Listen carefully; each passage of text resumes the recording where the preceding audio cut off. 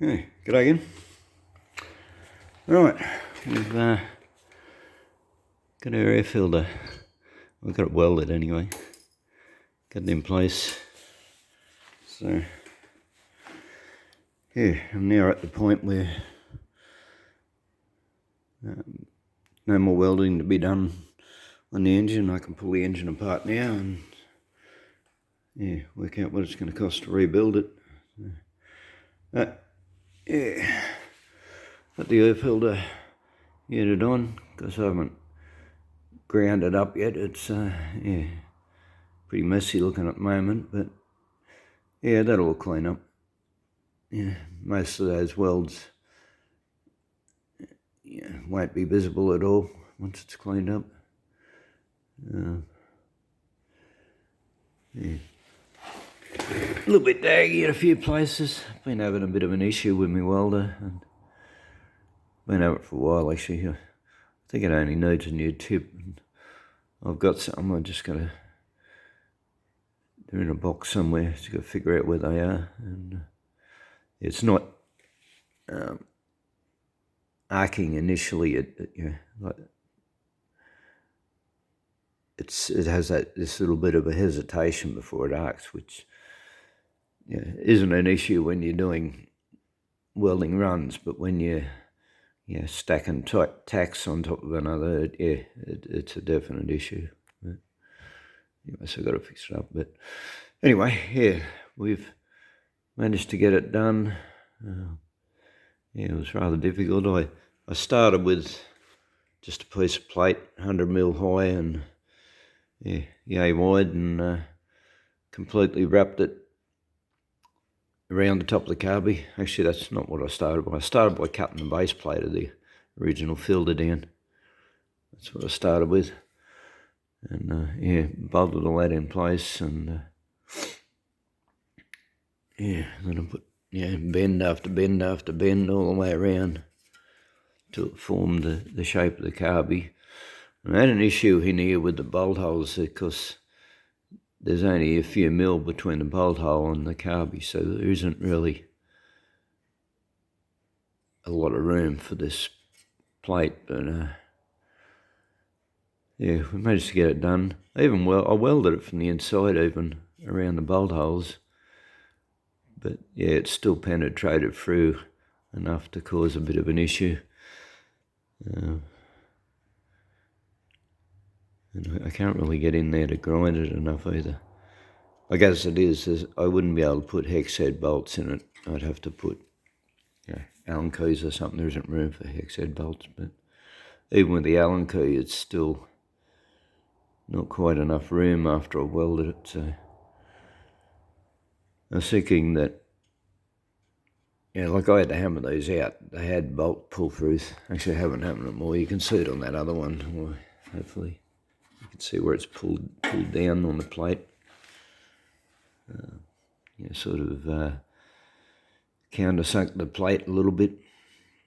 So I think what I'm going to do here, rather than trying to grind that out, because I've already sort of tried and I haven't really got anything that gets in there. So I'm going to make some bit of thicker plate, like 4 of them that fit in there on the 4 corners, which will stop it pulling the base out of shape anyway.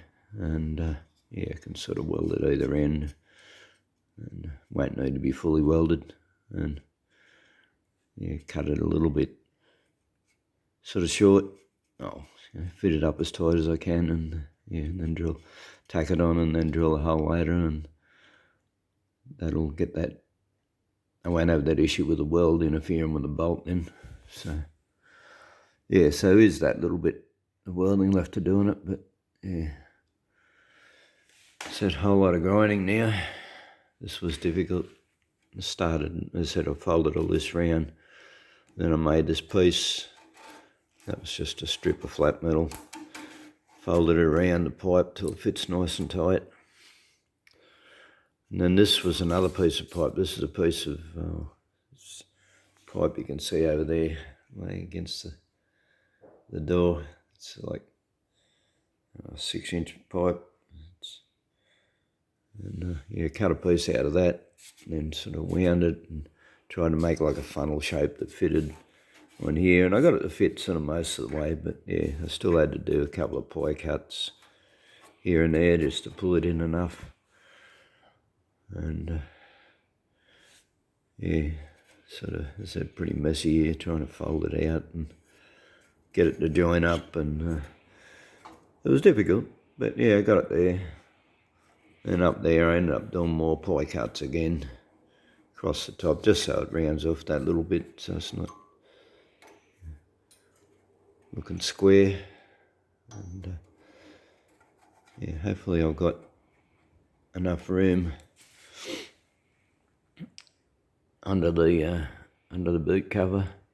There should be, because this pipe's where it was previously, so yeah, it isn't any higher than it was, so we shouldn't have any issues with clearance. I did put a bit of lubricant on these, that freed that up considerably, but yeah, put a spring on it anyway. Whether it's too much of a spring, don't know. Won't know till I actually get in the car, put my foot on the accelerator and see how it feels. Yeah. Having a heavy spring on it is sort of good in that, you tend to not put your foot down as much. You sort of conserve fuel and conserve your engine a little bit. But it can get tiring too, if you're on a trip, so anyway, we'll see how that goes. See how it feels. Yeah, I can always get a lighter spring on that. But yeah, that's basically it. We've got it all done, and yeah, should clean that up, put some paint on it all. I'll eventually, I took out that other bracket that was here. It's no longer needed.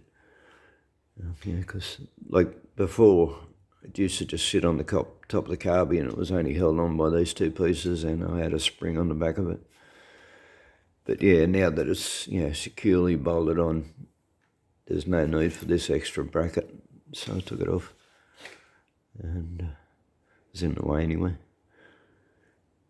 But yeah, when she's all finished, when I've got it back in the car, I'll put some epoxy around here. I'll glue that pipe into the top, so it'll be just one permanent piece, so it'll all come off together. And yeah, all right, I don't think there's anything else to mention, and yeah, it's a big relief for me. It's been a difficult job, and the most difficult thing now is it's going to be a few weeks at least before I can even know if it was going to work properly. So yeah, because I won't be firing it up now till I've rebuilt the engine. So. Alright, well, thanks for watching, and especially if you've watched the whole episode. I hope you found it interesting and helpful if you're intending to do this to your own bug. As I've mentioned, several times, there is easier ways to do this than what I've done, and this is the thing when you're doing something for a one-off that you haven't done before. You're learning as you go, and there's always an afterthought. You always sit back and think, well, I could have done that a little bit different. I could have made that a bit easier, and yeah, as I said, like the first thing, if I'd have brought these up another ½ inch, I wouldn't have had to do that whole bridge rise in the middle. So it's, one thing I'd do different, and take notice of the height, or take more notice of the height. The other thing too, you can bring your pipes out to the side further, so you don't have to cut any of this out. You'd then have to have a flange That was the other reason why I did it this way, you know, like I've got 3 flanges, one on each head, and this one up here. And on top of all the time cutting them, like, yeah, it was an excessive amount of time cutting them because I didn't have the right size hole saw. I wish I'd just gone in and bought the right size hole saw. To begin with, that would have made it a whole lot easier, because this top one was fairly simple. Excuse me. But yeah, after you get all the holes and you weld it all in, then you got to file it flat. Yeah, this has got to be a perfect flat surface, and you know, if you had money to spare, you'd just take it in the machine shop and get them to mill it. But yeah, because I've had to file all that, and you know, between like 3 flanges, I must have spent 2 hours at least just filing it flat. You know, so that's another reason why I didn't want to have another flange here, you know, like so I could separate it and just take it off the way the originals were, you know, because see, that would have been another 4 flanges that I'd had to cut holes in, weld all into place, and then file flat, etc., etc. And yeah, that was just too much of a drama for my likings. I didn't want to do that. So, but yeah, and of course if I had an oxy too, that would have made a difference. I'd have just bought flat pipe and I'd have done all the bends myself and not have to join any of them. You just, if I had an oxy, I'd cap either end and fill it full of sand, cap either end, and then just heat it up, and I could bend it any way I wanted to, and not have to buy pipe bends and butt weld them and etc., etc. So yeah, you, as I said, you could do it a whole lot easier than the way I've done it. It's another thing I'm looking at too, is that when I originally mounted this, I did this in place on the engine, and I was trying to get it in the middle of the manifold. Don't know whether that really matters, but anyway, I wanted it in the centre. But I wanted it in the centre, and I wanted to have enough clearance against the generator here. And sort of got that, and then I just tacked it and started welding it. What I didn't do and should have done is put the square on it and actually squared it up, because it's on a line. And then I've had to put this flange back on another line to bring it up straight again, or square. And and it's crooked. It's going to be crooked forever now because I'm not changing it. So just going to have to live with that. But every time I look at it now, I wish I'd have put a square on it and got things square with the manifold. But, all right. I think we've got everything covered now, and in a couple of weeks' time we'll get the motor back together and get it back in the car, and hopefully it'll work the way I want it to. Okay, thanks for watching. Bye.